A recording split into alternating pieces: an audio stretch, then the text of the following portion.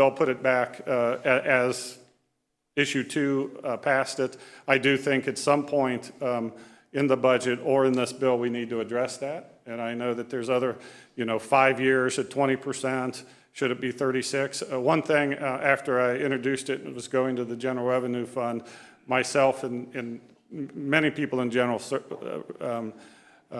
Assembly have heard from the locals that this would be unfair because they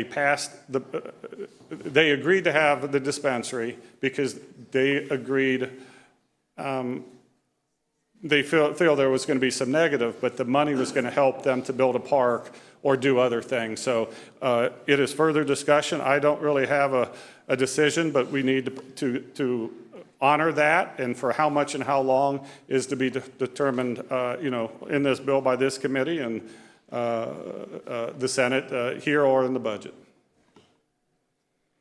Follow up. Thank you. The second of my 3 question topics is the number of licenses to be issued and the different sizes.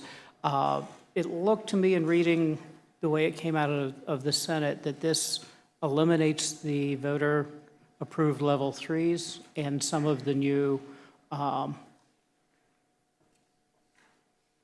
distribution sites as well, and limits it to a number not a whole lot greater than what's already been issued.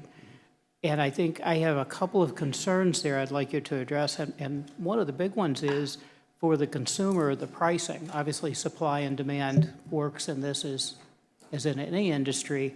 Mm-hmm. And if you limit the supply by not issuing the voter-approved licenses, extensions, dealing with some of our processors now that this will take away the potential for them to get a supply by having a small grow site, the level 3s or something similar. Do you have some concerns about that economically, that will continue to have folks drive up to Michigan or New York because of the price differential? Chairman, to the representative, absolutely.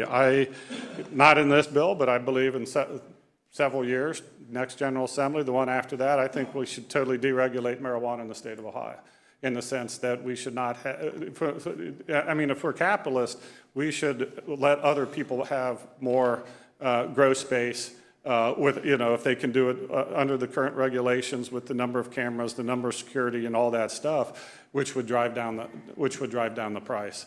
So I don't believe that we're going to tackle that in this General Assembly, but I believe in the future, once the return on equity to the large price and the risk that